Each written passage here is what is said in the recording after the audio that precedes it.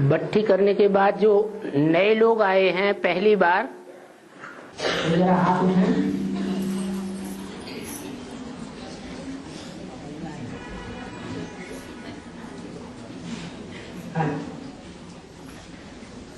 हाँ जी, भट्टी में छोटी छोटी बच्चियां हैं, समझाने वाले, ज्ञान भी विस्तार को पाता जा रहा है।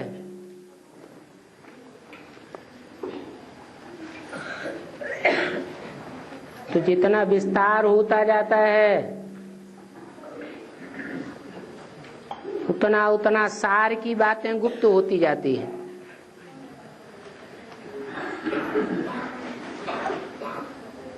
कोई बात समझ में नहीं आई है अगर,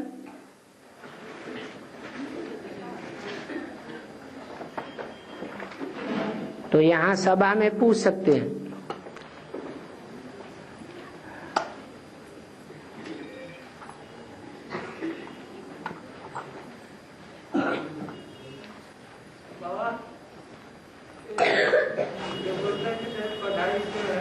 खड़े होके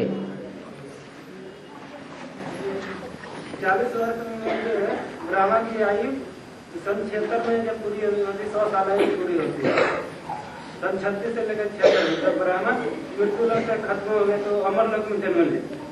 तो वैसे ही जब दादा लेख रहा है ब्राह्मण, तो उनको 47 से लेकर के सन ये 88 तक उनका आयु पूरी हो जाता है, तो उनको अमर लोक में जन्म लेना चाहिए।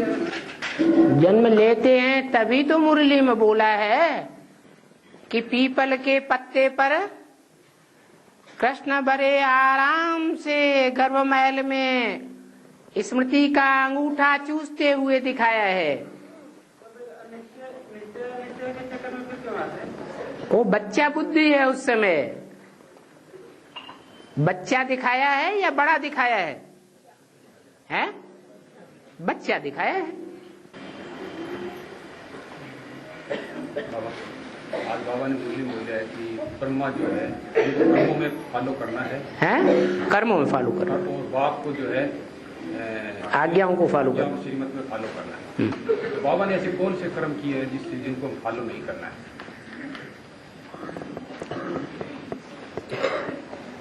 बाप एक सीधा पार्ट भी बजाता है और एक अड़भंगा पार्ट भी बजाता है। सीधा साधा पार्ट बजाता है मां के रूप में,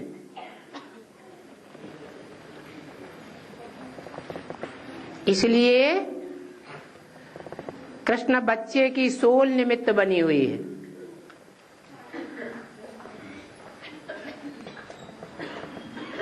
उस बच्चा बुद्धि आत्मा की समझ सीधी साधी है या टेढ़ी मेढ़ी है? सीधी साधी समझ है। तो कर्म भी कैसे करेंगे? सीधे साधे कर्म करते हैं। इसलिए दो प्रकार के शेर जंगल में दिखाए जाते हैं। एक होता है बबर शेर,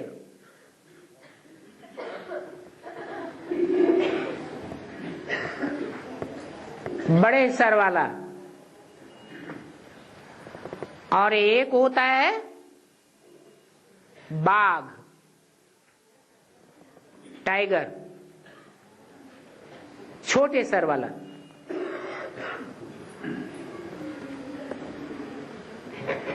देवियां भी दो प्रकार की दिखाई गई हैं, सिंह वाहिनी और बाघंबरी देवी।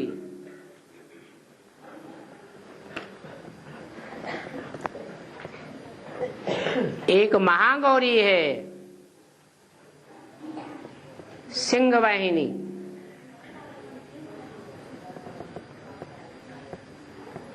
और एक बाघ के ऊपर सवार है दुर्गा, दुर्गुणों को दूर करने वाली। अभी ब्राह्मण परिवार में दुर्गुण दूर हुए हैं कि बढ़ रहे हैं? है? बढ़ रहे हैं। क्यों बढ़ रहे हैं? क्योंकि अभी भी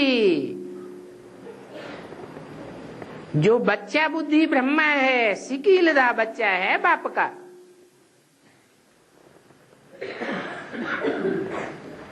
उस बच्चे की बुद्धि में भी अभी तक पूरी बात बैठी नहीं है।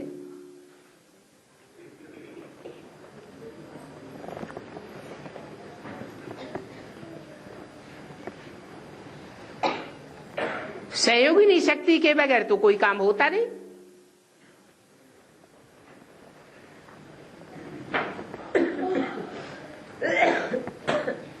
इसलिए देवियों को दो प्रकार की जैसे सवारी दिखाई है,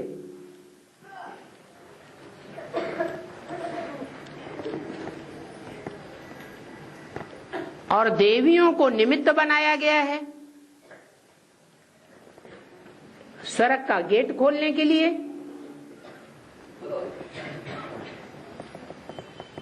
नई दुनिया की स्थापना करने के लिए। कोई पुरुष को तो निमित्त है नहीं बनाया गया। क्यों? क्योंकि पुरुष, मुरली में बोला बाप ने कि पुरुष सब दुर्योधन दुशासन है। अब उनमें चाहे दादा लेखराज ब्रह्मा हो, चाहे शंकर का पार्ट हो,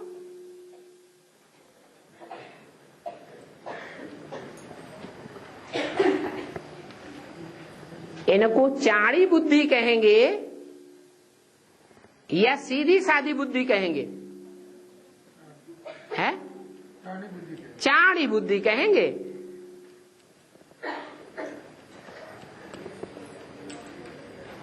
ब्रह्मा के अंदर जो सहनशीलता का पार्ट बजाने वाली आत्मा है वो कौन है?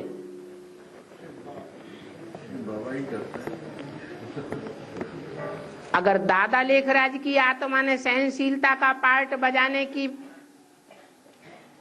एक्ट की होती तो पहले भी 63 जन्मों में ये एक्ट कर सकते थे। नहीं, दोनों ही प्रकार के पार्ट, चाहे मां के रूप में हो चाहे बाप के रूप में हो, मूल रूप में पार्ट बजाने वाली आत्मा कौन? शिव बाप। बच्चे सीधे तरीके से नहीं सुधरते हैं तो अभी भी मुरली में बोला कि फिर शिक्षा भी देनी पड़ती है।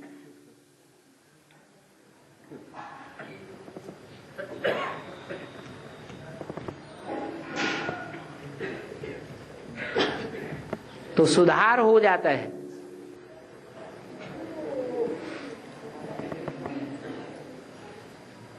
बाप तो कोई ऐसा कर्म करते नहीं है। कर्मेंद्रियों से भी कोई ऐसा कर्म करते नहीं है जिससे दूसरे को दुख हो जाए। सुख का सागर कहा जाता है। ज्ञानेंद्रियों से भी कोई ऐसा कर्म करते नहीं है जिससे दूसरे को दुख हो जाए। और मनसा के वाइब्रेशन भी कोई ऐसे छोड़ते नहीं है जिससे दूसरी आत्माओं को दुख हो जाए।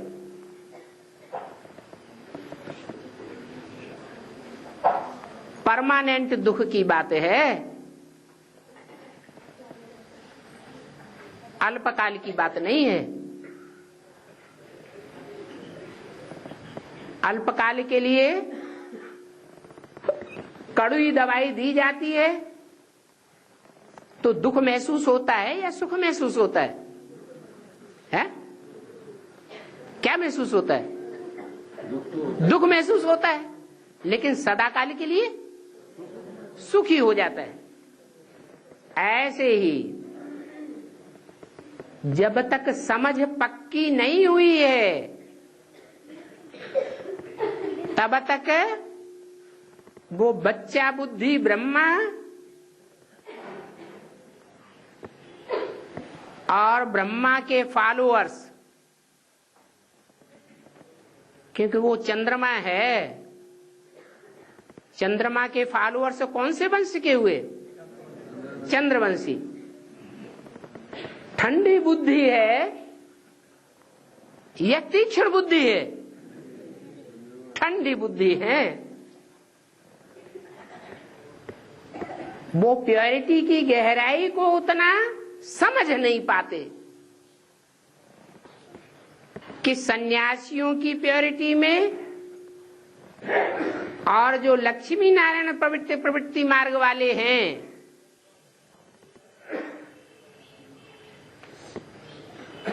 जगन्नाथ के रूप में भी उनकी पूजा होती है। उस प्योरिटी में क्या अंतर है?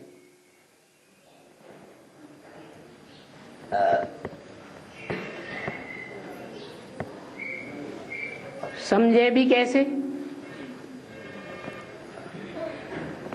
शंकर को भी अड़भंगा दिखाते हैं। कर्म कैसे हैं? अड़भंगे कर्म।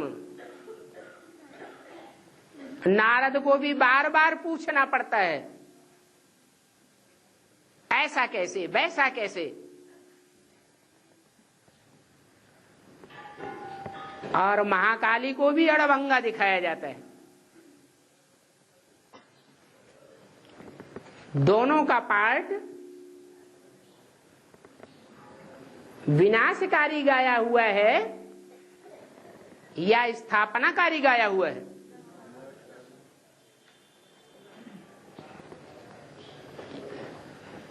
शंकर को तो कहते ही हैं कल्पांतकारी, कल्प का अंत करने वाला। तो विनाश का कार्य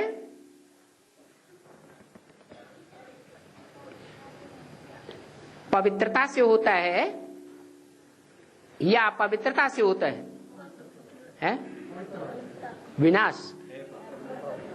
स्थापना होती है प्योरिटी से और विनाश होता है अपवित्रता से। ब्रह्मा का तन जो लिया उसके लिए कहते थे ये टेम्परेरी तन है, लॉन पर लिया हुआ है। और उसके मुकाबले दूसरा रथ टेम्परेरी नहीं है, मुकर्रर रथ है। और भक्ति मार्ग में उस मुकर्रर रथ पार्टधारी का नाम शिव के साथ ही जोड़ दिया है। ब्रह्मा का नाम शिव के साथ नहीं जोड़ते हैं, विष्णु का नाम भी नहीं जोड़ते हैं। किसका नाम जोड़ते हैं? शंकर का नाम जोड़ा जाता है। दुनियावी दृष्टि में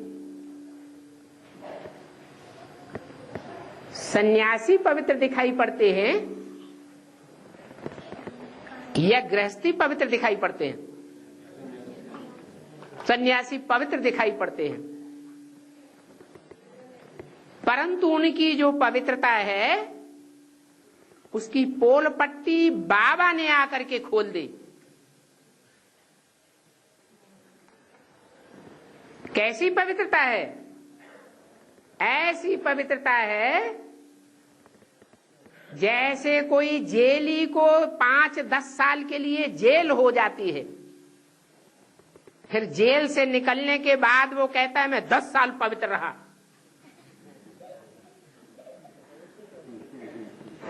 तो पवित्र रहा या मजबूरी रही? मजबूरी रही।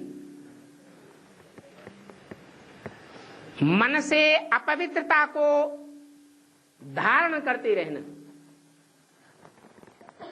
और तन की इंद्रियों से पवित्र रहना, तो वाइब्रेशन बनेंगे या बिगड़ेंगे? है?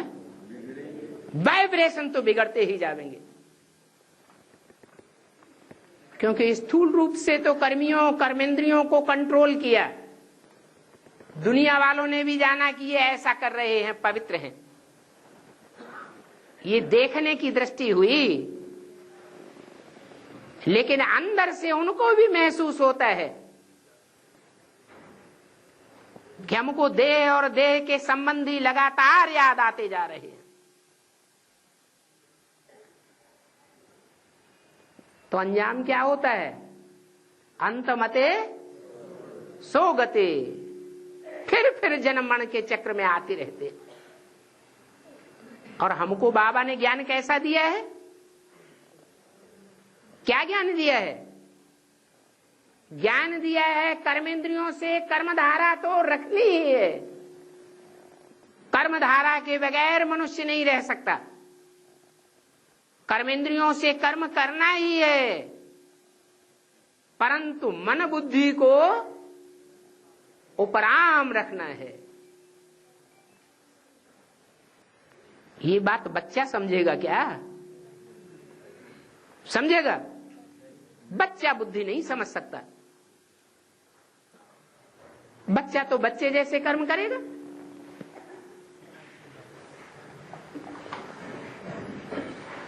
तो बाप के कर्मों में और बच्चा बुद्धि ब्रह्मा के कर्मों में जमीन आसमान का फर्क है।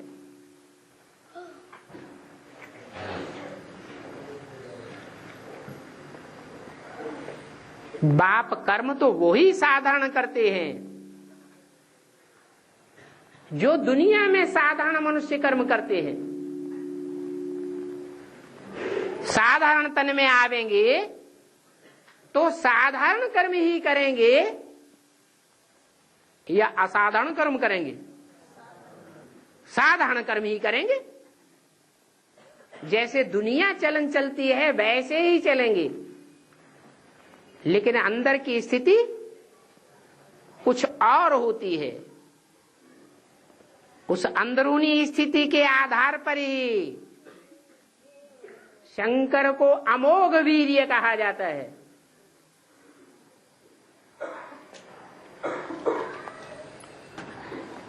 शक्ति की क्षीणता को ही पतन कहा जाता है, पतित कहा जाता है। शक्ति क्षीण न हो, शक्ति पतन की ओर न जाए तो पतित कहा जाएगा।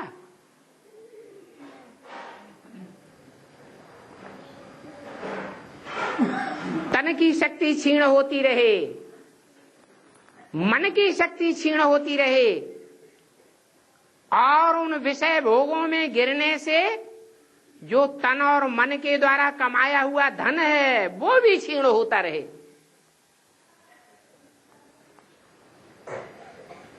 अपनी भी क्षीणता करे और जिसका संग करे उसकी भी क्षीणता होती रहे,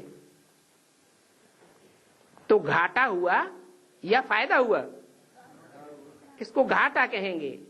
परंतु ये बात देखने में नहीं आती है। हमारा बाप गुप्त, हमारा ज्ञान गुप्त, हमारी एक्टिविटी गुप्त और हमारी याद भी गुप्त है और हमारा पुरुषार्थ भी गुप्त है और उसकी प्रारब्ध हमको क्या मिलने वाली है वो भी दुनिया की नजरों में गुप्त है।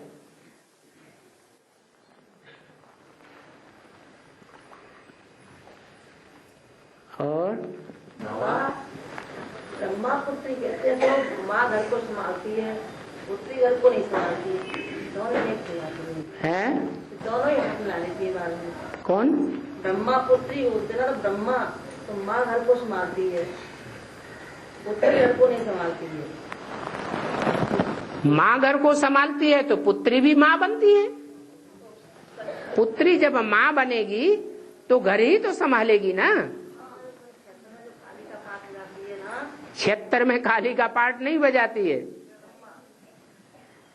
जगदम्बा 76 में पार्ट नहीं बजाती है काली का। जगदम्बा पार्ट तब बजाती है कि महाकाली का जब महागौरी प्रत्यक्ष होती है।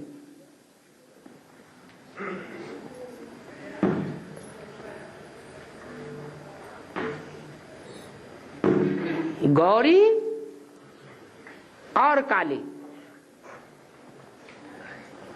गौरी के कर्म कैसे होंगे? गोरे होंगे या काले कर्म होंगे? गोरे कर्म होंगे। और काली के काले कर्म होंगे। काले कर्मों से विनाशकारिणी साबित होती है।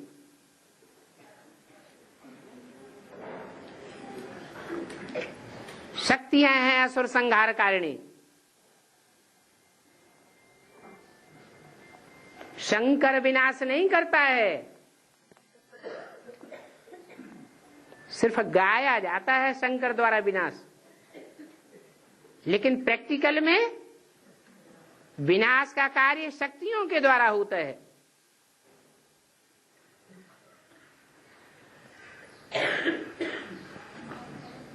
और वो महाकाली के रूप में पार्ट बजाने वाली घर नहीं संभालती है।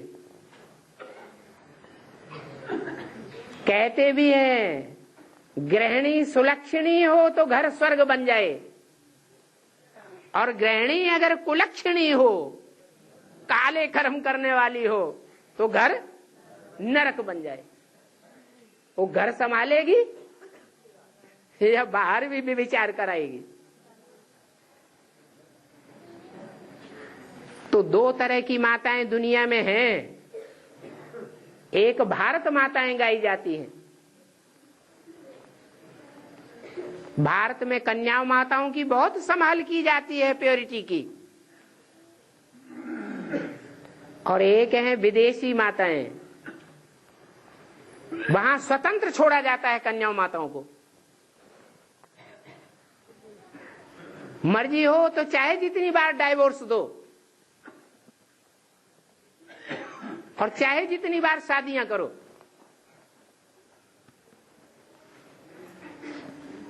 ऐसे कर्म करने से दुख बढ़ता है या घटता है? बढ़ता है।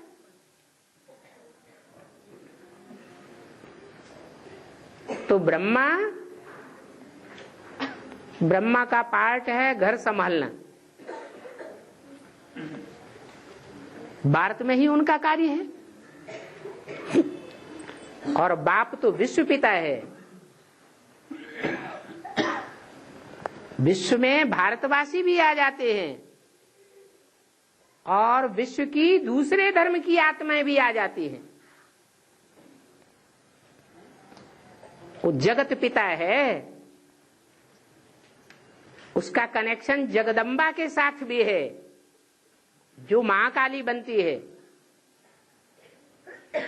और उसका कनेक्शन भारत माता शिव शक्ति अवतार के साथ भी है। जो जगत माता तो नहीं कही जाती, क्या कही जाती है? भारत माता शिव शक्ति अवतार। वंदे मातरम। इसलिए मुरली में बोला है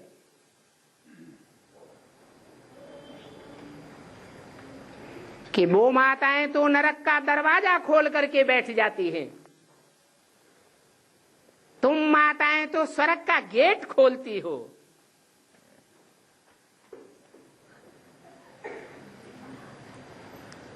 तो पार्ट अलग अलग हो गए ना।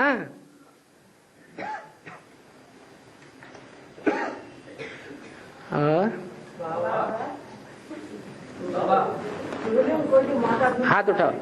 जो शिवलिंग को माता दूध पिला रही है, तो माता उसके पास खड़ी है और शिवलिंग को दूध पिला रही है। हाँ। और उसके दो छोटी भी है। हाँ। एक मोर का पंख भी है। हाँ। तो कैसे है माता? जो लिंग है वो किसकी यादगार है? बिंदु की यादगार है या बिंदु जिसमें प्रवेश करता है उसकी यादगार है? बिंदु जिस साकार में मुकर्रर रूप से प्रवेश करता है उसकी यादगार है लिंग, और वो साकार जरूर कोई गाय से ज्ञान दूध तो लेता होगा। बेसिक ज्ञान में चलेगा या नहीं चलेगा? चलता है। तो गाय का दूध भी दिखाया गया है। अरे कोई ब्रह्मा कुमारी ने उस मुकर्रर रथधारी ब्राह्मण बच्चे को ज्ञान का दूध पिलाया होगा या नहीं पिलाया होगा? पिलाया होगा। और हाँ, मैं ड्यूटी करता हूँ नाइट को। जोर से बोलो। जहाँ मैं ड्यूटी करता हूँ ना, हाँ जी। वहाँ एक भाई को मैं ज्ञान सुनाए थे।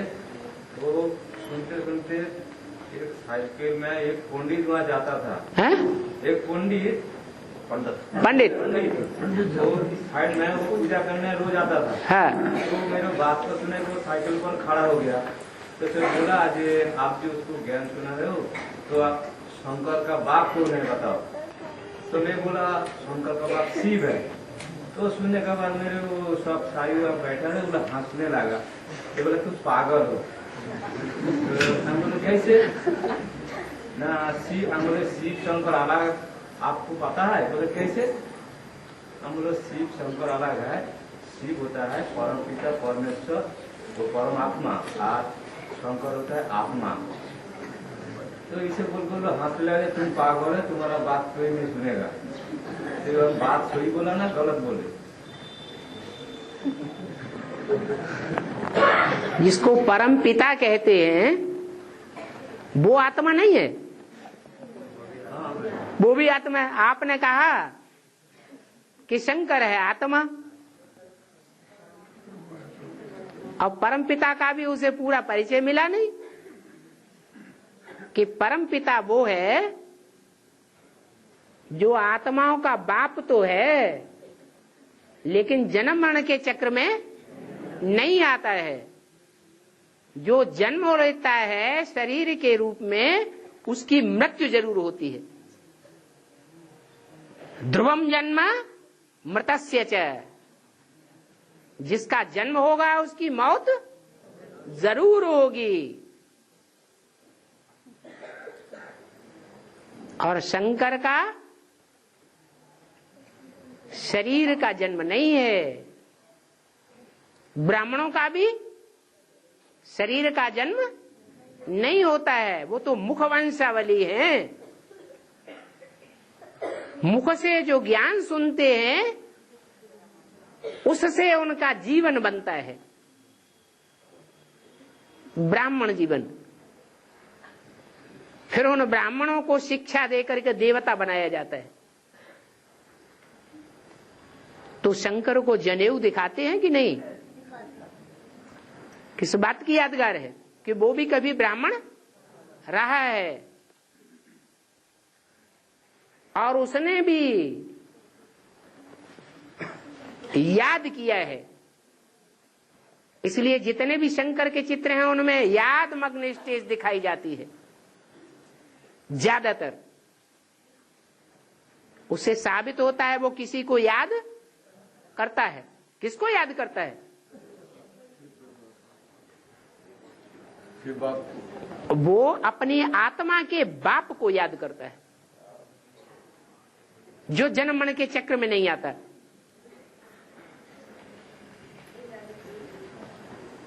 तो ये बताना जरूरी है। एक आत्मा है जन्म मरण के चक्र से न्यारी,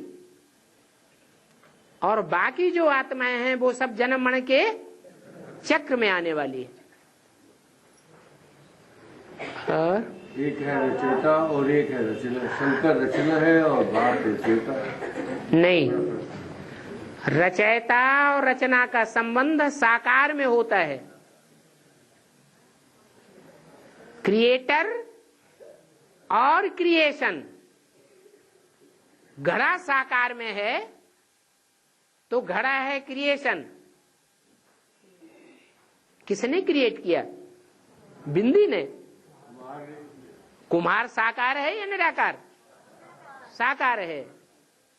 इसलिए वो सुप्रीम सोल ज्योति बिंदु जब इस सृष्टि पर आता है, आने के बाद क्रिएटर बनता है। क्रिएटर, डायरेक्टर, मुख्य एक्टर मैं हूं। एक ही है, वो क्रिएटर भी है, डायरेक्टर भी है, मुख्य एक्टर भी है। सबसे जास्ती ड्रामाबाजी किसने की? सबसे जास्ती ड्रामा क्रिएट कौन करता है? अरे जो सबसे जास्ती जन्म लेता है, ऑलराउंड पार्ट बजाता है, वो जरूर सबसे जास्ती ड्रामा क्रिएट करता है। इसलिए शास्त्रों का ज्ञान जितना व्यास को हुआ है, उतना शास्त्रीय ज्ञान और किसी मनुष्य आत्मा को नहीं हुआ है। और कोई आत्मा 84 जन्मों की इतना अनुभवी ही नहीं है। वो तो सब मनुष्य मात्र का बाप है।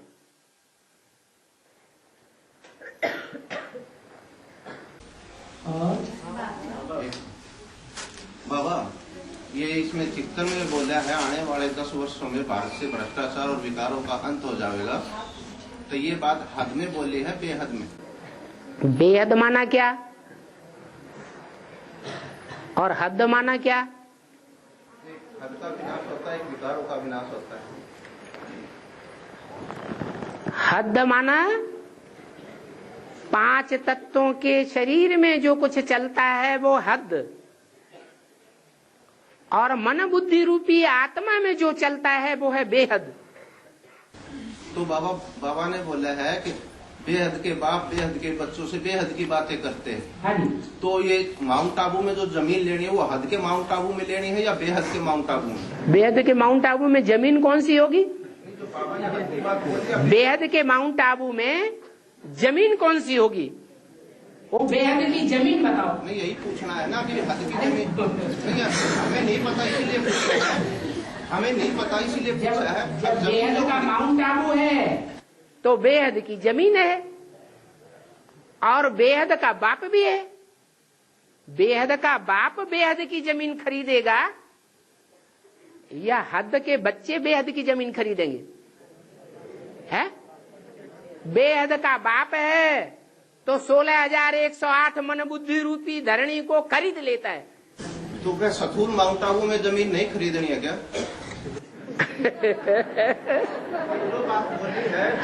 अरे तीर्थ स्थान किसको कहा जाता है? बड़े से बड़ा तीर्थ है माउंट आबू। तीर्थ माने ऐसा किनारा, ऐसा ठिकाना जो आखिरी ठिकाने लगा दे। दुनिया में मनुष्यों के, हिंदू मुसलमान सिख ईसाइयों के जो तीर्थ हैं वो आखिरी ठिकाने नहीं है। और बाप ऐसा ठिकाना हम बच्चों को देता है जहां सारी दुनिया के 500-700 करोड़ मनुष्य मात्र की बुद्धि को क्या मिलेगा? ठिकाना मिलेगा। सबकी बुद्धि में बैठ जाएगा कि बेहद का बाप गॉड फादर, बेहद का बाप अल्लाह कहाँ बैठा हुआ है? माउंट आबू। इसलिए बड़े से बड़ा तीर्थ गाया हुआ है। जैसे बाबा ने बोला है एक हद की दिल्ली है, एक बेहद की दिल्ली है। बेहद की दिल्ली माने चैतन्य। चैतन्य। हाँ। तो इसीलिए क्या हद का माउंट आबू और बेहद का माउंट आबू पूछ रहा हूँ मैं। अब बेहद का माउंट आबू तो बाप ही हो गया ना। तो कहाँ पर मतलब? वो बाप माउंट आबू, जहाँ दुनिया की बड़े से बड़ी बदबू आकर के इकट्ठी हो जाए। तो सबसे ज्यादा बदनामी किसकी होती है? सबसे जास्ती दुनिया में ग्लानि किसकी होती है? बाप की ग्लानि तो वो माउंट आबू हो गया। तो क्या मैं बेहद की बात कर रहा हूँ, जो राजस्थान में माउंट आबू है उसकी। वो राजस्थान है जहाँ बाप है और बाप के साथ ही बच्चे हैं। वो राजाओं का स्थान है, राजाओं का संगठन है। वो बेहद का राजस्थान है, वो हद का राजस्थान। तो हद के माउंट आबू के जो राजस्थान में जो हद का माउंट आबू, उसमें जमीन की बात, मैं स्थूल जमीन की बात कर रहा हूँ। स्थूल भी चाहिए और सूक्ष्म भी चाहिए। सूक्ष्म परम धाम भी है और बेहद का जो परम धाम इस सृष्टि पर प्रैक्टिकल में बनेगा वो भी है। दोनों चाहिए। ऐसे नहीं अमृत वेला हद का नहीं चाहिए। हम तो बेहद का अमृत वेला ही करते हैं। बेहद का अमृत वेले का मतलब है जब ज्ञान सूर्य सृष्टि पर प्रकट होने वाला है, सारी सृष्टि पर, अखबारों से, टीवी से, रेडियो से, इंटरनेट से, तो जब प्रत्यक्ष होता है उससे पहले का जो वर्ष है वो बेहद का अमृत वेला है। ऐसे ही हद का अमृत वेला है। रोज रात को 12 बजते हैं और रात को 12 बजे के बाद सूर्य ऊपर उठता है, अमृत वेला शुरू। तो ऐसे नहीं कि हद का नहीं करना है, बेहद का ही करना है। हम हद को नहीं मानेंगे। हद में है देह और बेहद में है आत्मा। अगर देह का पोषण नहीं करेंगे तो आत्मा का पोषण हो जाएगा? नहीं हो जाएगा। दोनों ही चाहिए।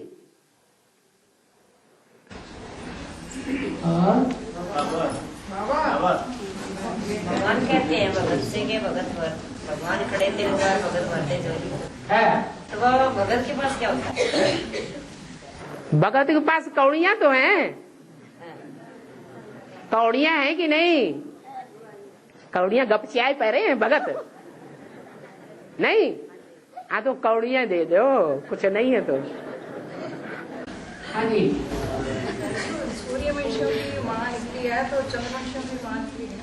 हाँ जी। सूर्यवंशियों की माँ का पाठ बन रहा है तो चंद्रवंशियों की माँ भी निकलेगी। चंद्रवंशी की माँ निकलेगी कि निकली हुई पड़ी है पहले से? अरे चंद्रवंशियों की माँ और सूर्यवंशियों की माँ। सूर्यवंशी है रुद्रमाला। सारी रुद्रमाला को क्या कहेंगे? सूर्यवंशी। और जो भी रुद्रमाला है उस रुद्रमाला में टोटल तो सब सूर्यवंशी हैं, लेकिन दूसरे दूसरे वंश के भी बीज हैं या नहीं हैं? हर धर्म के बीज हैं। उन बीजों में माला ऐसी होती है। ऊपर में जो ग्रुप है वो सूर्यवंशियों चंद्रवंशियों का है। माला में एक है सूर्यवंशियों का ग्रुप 12 का और एक है चंद्रवंशियों का ग्रुप। तो दोनों साथ ही साथ होंगे या आगे पीछे होंगे? साथ ही साथ होते हैं।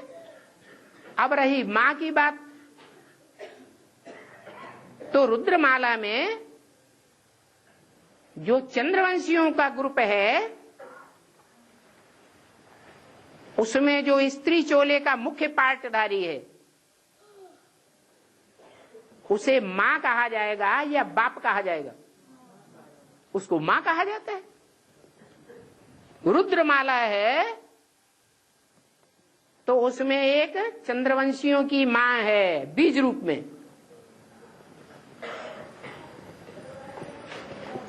और सूर्यवंशियों का मणका है वो बाप है। चंद्रवंश स्थापन करने वाली माँ है।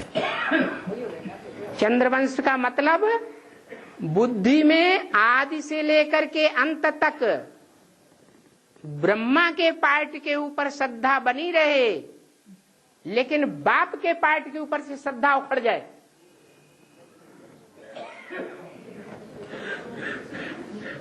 तो क्या कहेंगे, चंद्रवंशी है या सूर्यवंशी है?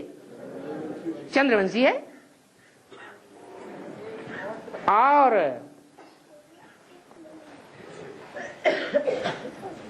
सूर्यवंशियों की, सिर्फ सूर्यवंशियों की मां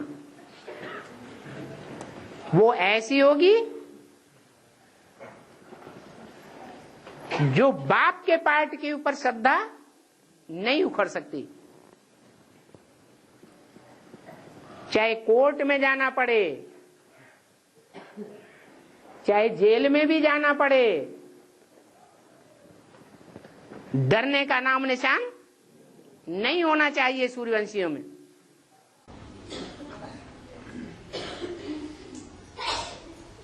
और वेदांती बहन के पास फोन किया था। कौन? मैंने फोन किया था अफ्रीका में। हाँ। तो पहले बहुत देर में आई, दूसरे उठाते हैं ना पहले। हाँ। तो फिर बाद में आई तो कहती है कि क्या बात है। मैंने कहा आपसे मिलना है। तो कहने लगी किस लिए मिलना है? मैंने कहा ऐसे ही ज्ञान की बातें करने के लिए मिलना है। तो कहने लगी दिल्ली में इतने बड़े बड़े महारथी बैठे हैं, तो मेरे से ही मिलना है क्या? मैंने कहा कि बात ऐसी करनी है हमें आपसे, कहाँ मिलोगे आप? कहने लगी तुम किस सेंटर से बोल रहे हो और कहाँ से बोल रहे हो, क्या तुम्हारा नाम? मैंने बता दिया। मैंने कहा मैं आजादपुर के सेंटर से, सीता माता मेरा नाम है। कहने लगी कि कौन हो तुम? मैंने कहा मैं वही हूँ जो 78 में जब सिल्वर जुबली मनाई थी, और ये सिल्वर जुबली मनाई थी तो मैंने आपको ज्ञान विज्ञान भवन में लॉकेट पहनाया था। कहने लगी कैसा लॉकेट? लॉकेट वो सच्ची गीता लॉकेट दिया था मैंने। तो कहने लगे अच्छा वीरेंद्र, जिसने दिया था वो जो घर घर ज्ञान सुना था फिरता है। कहने लगे आज से अंडरलाइन करो, अगर जो इस नंबर पे आपने फोन किया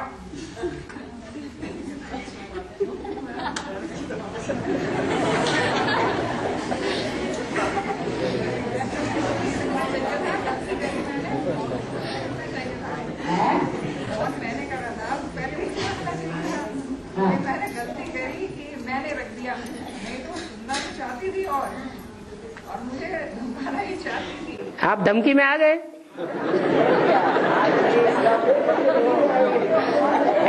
इसका मतलब ये हुआ कि प्योरिटी ने ज्ञानी के ऊपर विजय पा ली।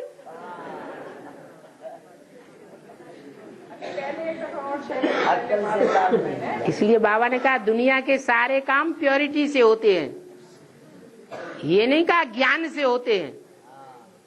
क्या कहा? दुनिया के सारे काम प्योरिटी से होते हैं।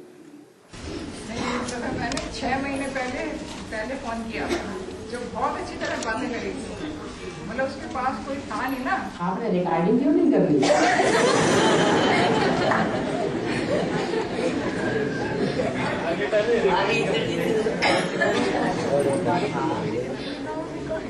किया तो बहुत कुछ, निकला कुछ नहीं।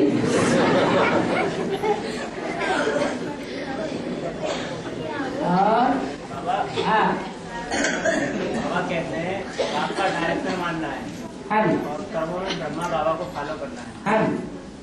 लेकिन बाबा ब्रह्मा बाबा ने कौन सा डायरेक्शन नहीं माना जो देवानुरूपी वस्तु भी दिखाया और उनकी स्टेज भी नहीं दिखाई। पहला डायरेक्शन क्या है? बाप को याद करो। तो ये डायरेक्शन उन्होंने माना, उन्होंने ये डायरेक्शन माना, बाप को याद करो। बोलो ना बाबा, जब उन्होंने नहीं माना तो फिर उनको फॉलो क्यों करें? नहीं, वो कर्म नहीं है याद करना। मन बुद्धि का तो कर्म है ना बाबा। कर्म कर्मेंद्रियों से किया जाता है, लेकिन पहले तो सूक्ष्म में मन, कर्म जो है वो कर्मेंद्रियों से किया जाता है में और बुद्धि से याद किया जाता है। याद करना कोई कर्म नहीं है। हाँ जी, बोलो बोलो। लेकिन बाबा जब महाकाल ने मतलब ऐसा पार्ट बताया है, सुप्रीम सोल शिव ने बजाया ना उनके अंदर पार्ट। माँ का पार्ट बजाया या बाप का बजाया? माँ से कुछ प्राप्ति नहीं होती, मुरली में बोला। तो फिर इसका मतलब उनको फॉलो नहीं करना। माँ से वर्षा नहीं मिलता, तो बाप से मिलता है ना बाबा। वर्षा बाप से ही मिलता है, लेकिन विधि विधान बताया। लेकिन जिससे प्राप्ति होती है उसी को फॉलो करना चाहिए। दो तरह से फॉलो करना होता है, एक डायरेक्शन में फॉलो करना, एक कर्म में फॉलो करना। शंकर विष पीता है, पियोगे? अब माँ की बात है तो माँ की बात में और बाप की बात में यही तो अंतर है। माँ से प्राप्ति नहीं होती है। ये विधि विधान बताया कि माँ का रिगार्ड करना है और रिगार्ड करने के लिए कुछ न कुछ फॉलो भी करना है। क्या फॉलो करना है? जैसे कर्म माँ ने किए हैं वैसे कर्मों को फॉलो करना, ये रिगार्ड है माँ का। और जैसे कलाकार लोग शंकर भगवान का चित्र बनाते हैं तो उनको जो आसन दिया है वो शेर की खाल दी है। शंकर भगवान को जो आसन दिया है वो शेर की खाल दी है और उसके विपरीत जो है जो मृगचर्म की खाल पर बैठे हुए हैं, शेर की खाल नहीं दी हुई है। मृगचर्म पर बैठक दिखाई गई है और बाघ की खाल जो है वो लपेटे हुए हैं, बाघंबर। तो मेरा प्रश्न ये था बाबा, जो हमारी जगदम्बा माँ है उनको शेर की सवारी दिखाते हैं और जीवित शेर में बैठी है, उसके विपरीत जो बाबा है वो उनके जो है मृत जो बाघ है उसकी मतलब खाल लपेटे हैं। शरीर मृत होता है और आत्मा जीवित कही जाती है। तो जो मृत शरीर है उसकी यादगार ही ये बाघंबर दिखाया गया है। जीते जी मरना है ना, मरना कैसा है? जीते जी मरना है। तो जीते जी मरने की यादगार दिखाई गई है कि बाघंबर लपेटे हुए हैं। वो शरीर रूपी जो बाघ है उसकी यादगार भारतवर्ष में आज नेशनल एनिमल कौन माना जाता है? बाघ, टाइगर। और चैतन्य सिंह कौन है बाबा इसके? चैतन्य सिंह कौन है? चैतन्य सिंह इस पे सवारी करती है। हर जानवर भी चैतन्य होता है। बेहद का सिंह बताओ, बेहद का चैतन्य सिंह कौन सा है? ये प्रश्न है आपका, है? हाँ जी। तो अपने भारतवर्ष में जो मान्यता है नेशनल एनिमल, वो किसकी यादगार है? बोलता है। हाँ। तो दाढ़ी मुंह से नहीं है, दाढ़ी मुंह से वाले पूछ रहे हैं। हाँ जी, हाँ, जो शंकर की यादगार है वो ही नेशनल एनिमल के रूप में दिखाई जाती है। इसलिए जो रुद्रमाला के मणके हैं वो क्या हैं? लंगड़े हैं। और विजयमाला के मणके क्या हैं? अंधे हैं। कौन किसके ऊपर सवारी करे तो नदी पार हो जाए? अंधा जो है वो सवारी करता है किसके ऊपर? लंगड़े के ऊपर। हाँ जी, लंगड़ा सवारी करता है अंधे के ऊपर। तो जो लंगड़ा सवारी करता है वो बुद्धि के आधार पर सवारी करता है ना, काय के आधार पर सवारी करता है? बुद्धि तीखी है, बुद्धि ज्यादा श्रेष्ठ है, मन ज्यादा श्रेष्ठ है, 11वीं इंद्री या तन ज्यादा श्रेष्ठ है? आंख। आंख तो फिर भी इंद्रिय है। 10 इंद्रियों में श्रेष्ठ इंद्रिय है आंख, और आंख से भी श्रेष्ठ इंद्रिय है मन। तो मन तो सबके ऊपर सवारी करता है। नेपाल तो मुरली में बोला गया है, बाबा बोलते हैं कि मैं गरीब निवास में आते बंदरों के महफिल में आता।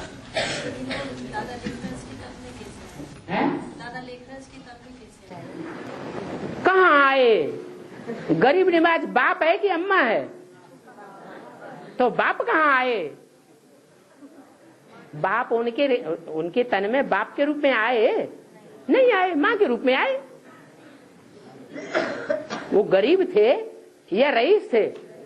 रईस थे तो रईस में आए, लेकिन माँ के रूप में आए, बाप के रूप में नहीं आए। बाप के रूप में जिसमें आते हैं वो गरीब होता है, और गरीबों को ही संरक्षण देता है। करोड़पति कोई नहीं आते हैं एडवांस में। बाबा नेपाल में कहा है बाबा ने कि सतयुग में आदि से लेके अंत तक रजाई चलती है। आदि से लेके अंत तक रजाई चलती है नेपाल में, ठीक है। तो आदि में जो रजाई चलेगी वो नेपाल में चलेगी है? नेपाल में चलेगी, दिल्ली में चलेगी? राजाई बेहद की पहले स्थापन होती है कि हद की राजाई स्थापन होती है? बेहद की राजाई है। ये दुल्हन के ऊपर राज्य किया जाता है, कोई शरीर के ऊपर या स्थान के ऊपर राज्य करने की बात थोड़ा ही है।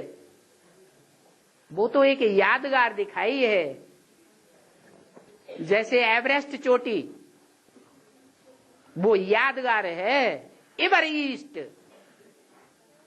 सबसे ज्यादा ऊंचा, वो स्थूल यादगार है, लेकिन उसका चैतन्य स्वरूप कौन है? है जो एवरेस्ट पार्ट बजाता है?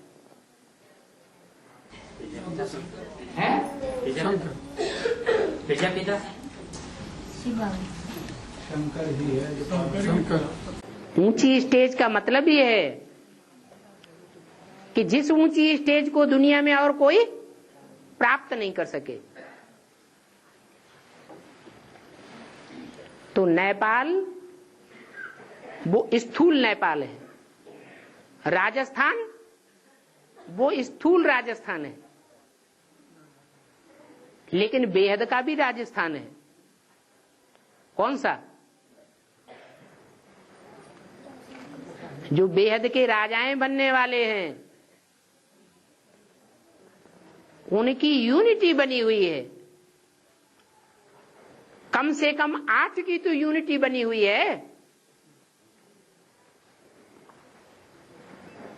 तो बेहद का राजस्थान हो गया। तो बाबा जहाँ पर ये यूनिटी बनी हुई है वहाँ पर जमीन खरीदनी चाहिए राजस्थान में। फिर जमीन की बात, अरे वो स्थूल जमीन होगी या सूक्ष्म जमीन होगी? हद की होगी या बेहद की होगी? बाबा एक भाई ने, अरे रुको बाबा एक मिनट, एक भाई ने 76 में जब बोला गया तो आने वाले 10 वर्षों में विनाश हो जाएगा, तो उस भाई ने मतलब आवेश में आके अपना जमीन जायदाद सब कुछ बेच दिया। अच्छा किया। लेकिन आज बच्चे उसको जूती मार रहे हैं। तुमने तो बाबा की बात को मान करके सब कुछ हद में उसमें लगा दिया। हद में। तो इसी प्रकार अगर हम हद में जमीन खरीदते, कल को ये बोलते हमने तो बेहद में बोला था, हमने तो बेहद में बोला था, हद में तो बोले नहीं। ये बात कौन बोले? बाबा बोले।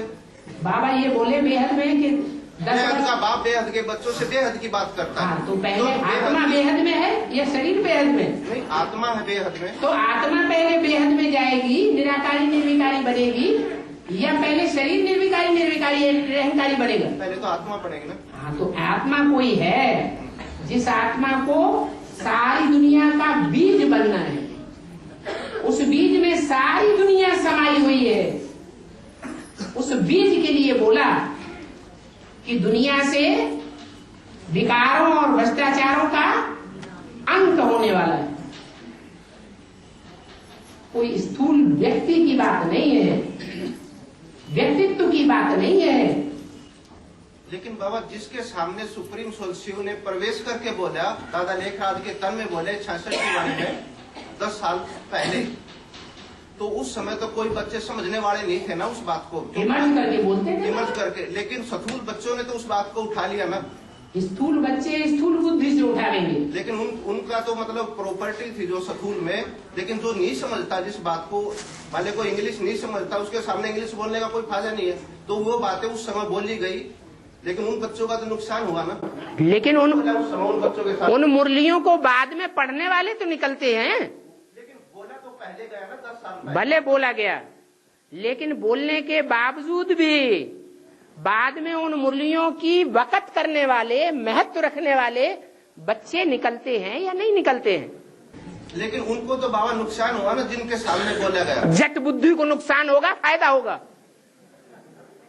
क्या होगा? नुकसान होगा।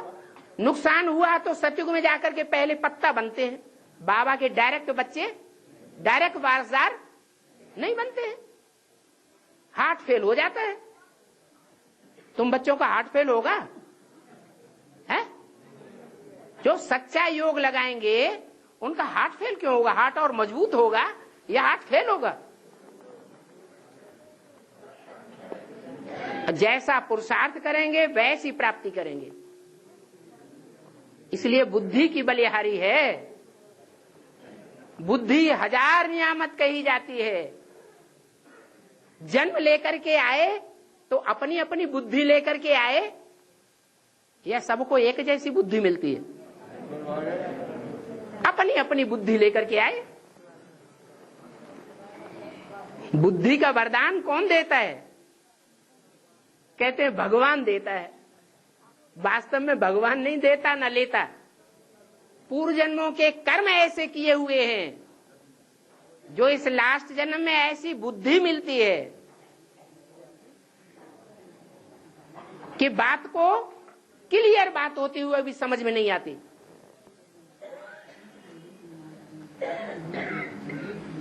और बाबा मुरली में बोला है कि अंतकाल जो स्त्री सिमरे, तो इसका मतलब क्या है? इसका मतलब ये है कि स्त्री में गड्ढा होता है या पुरुष में गड्ढा होता है? गड्ढा किस में होता है? कौड़िया में अंधेरा होता है या लिंग अंधेरे वाला कहा जाता है? लिंग को फिर भी कहेंगे चैतन्य, शिवलिंग, ज्योतिर्लिंग। कौड़िया को ज्योति कहेंगे? है? नहीं कहेंगे। तो अगर कौड़ी को याद किया तो गड्ढे में जाएगा या ऊपर जाएगा? है? गड्ढे में जाएगा। इसलिए कहा अंतकाल जो स्त्री सिमरे नार की योनि में जाता है। अभी तो बाबा ये छुड़ाने के लिए आया है।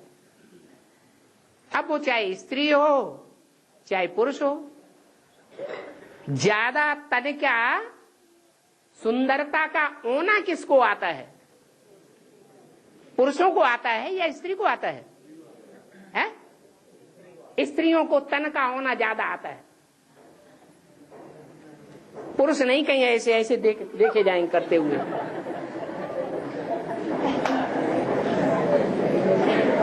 ज्यादा शीशा स्त्रियां देखती हैं या ज्यादा शीशा पुरुष देखते हैं? तो जिनको तन का होना ज्यादा आता है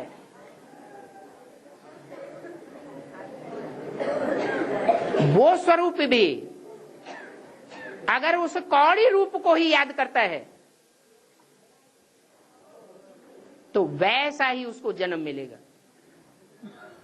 इसलिए बताया कोई कोई स्त्रियां 2-2 जन्म भी स्त्री का लेती है। फिर कोई कोई पुरुष हैं जो 2-2 जन्म पुरुष के भी लेते हैं। और बोला जाता है तो वो शिव बाप को कैसे याद करते बाप को याद करेंगे तो निराकार स्टेज कैसे बनाएं?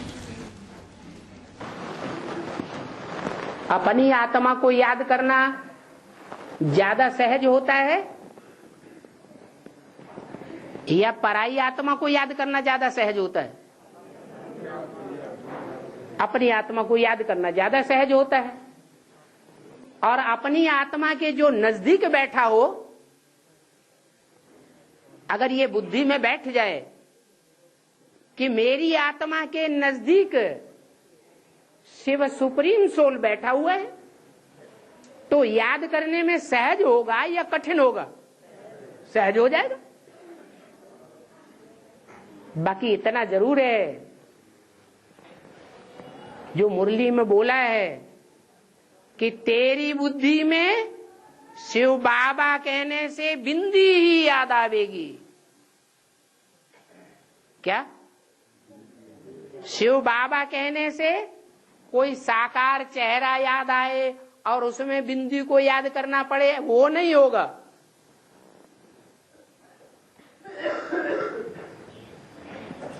अपना चेहरा किसी को याद रहता है?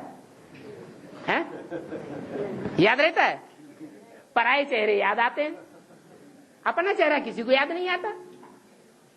वो याद करने के लिए शीशे के सामने जाना पड़ता है। शीशे के सामने जाना पड़ता है।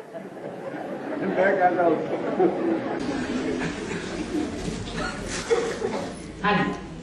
ये बताया बाबा के आज बाबा के 2 पत्नी थी आदि में 2 पत्नी थी। एक शादीशुदा एक गैर शादीशुदा। वो गैर शादीशुदा की पत्नी मानी जाती है। गैर शादीशुदा पत्नी मानी जाती है। कोई पुरुष होते हैं, उनको बच्चा पैदा नहीं होता है, दूसरी शादी कर लेते हैं। भारतवर्ष में ये नियम बना हुआ है, अगर कोई हिंदू दूसरी शादी करता है तो पहली वाली पत्नी से परमिशन लेनी पड़े। तो अगर परमिशन मिल जाए और दूसरी शादी कर ले, बच्चा पैदा कर ले, तो शादी नहीं कही जाएगी। फिर बाबा ने क्यों बताया गैर शादीशुदा? गैर शादीशुदा, गैर शादीशुदा मुझे बताया था 1365 माने उस हिसाब से कहा, भाव को पकड़ना है। इस हिसाब से कहा कि दुनिया जो है वो शादी ढोल मजीरों को समझती है। दुनिया शादी किसको समझती है? ढोल मजीरों को शादी समझती है। लेकिन बाबा ने उसे शादी नहीं कहा है। बाबा ने मुरली में बोला है विकार में जाना माना शादी। तो दुनियावी दृष्टि से ये बात बोली गई कि गैर शादीशुदा पत्नी थी, माना ढोल मजीरा बजा करके वो पत्नी नहीं बनाई गई। कलकत्ते में अक्सर पुरुष पहले 2-2, 3-3 पत्नियां रखते थे, उनको अलग घर बना के देते थे। आज भी ऐसा करते हैं। तो अलग घर बनाकर बाबा कौन सी माता रही? शादीशुदा।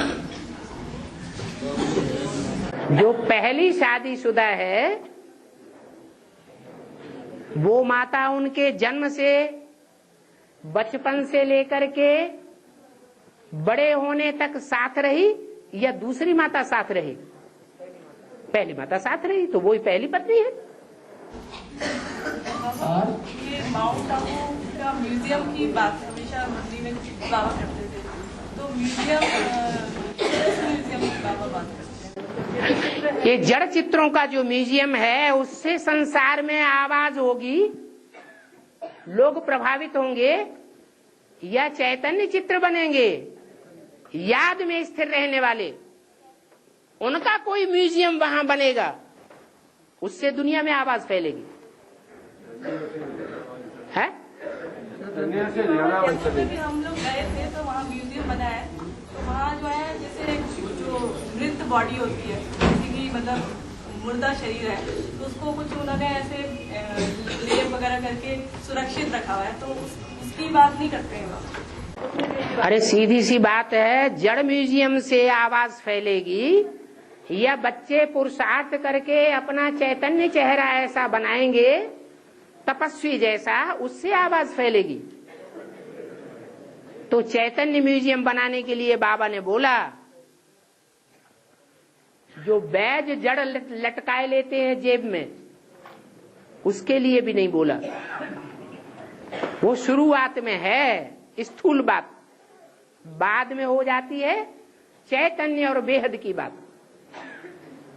त्रिमूर्ति का बैज जेब में पड़ा रहे, कहीं मुरली में नहीं आया, जेब के बाहर लटका रहे। तो कौन से त्रिमूर्ति के ये बैज की बात है? चैतन्य त्रिमूर्ति कोई आत्माएं हैं चेहरे वाली, उनका रूप स्वरूप बुद्धि में बैठा रहे, बुद्धि रूपी पॉकेट में, या वो जड़ बैज दिखाया गया वो डाले रहने से दुनिया का कल्याण हो जाएगा। अपनी बुद्धि में अगर वो 3 चित्र जो चैतन्य हैं, जिनकी यादगार में हमारे भारतवर्ष में झंडारोहण किया जाता है, परंतु झंडारोहण करने वाले तो जानते ही नहीं कि कपड़े का झंडा थोड़े विश्व विजय करके दिखलावे। कोई चैतन्य शरीर रूपी वस्त्र 3 हुए हैं जिन्होंने सारे विश्व के ऊपर विजय प्राप्त करके दिखाई है। उनका म्यूजियम में चित्र होना चाहिए। ऐसे ही लक्ष्मी नारायण का चित्र होना चाहिए। तो चैतन्य चित्र बने या जड़ चित्र बने, दुनिया में आवाज किससे फैलेगा? चैतन्य चित्र से फैलेगा।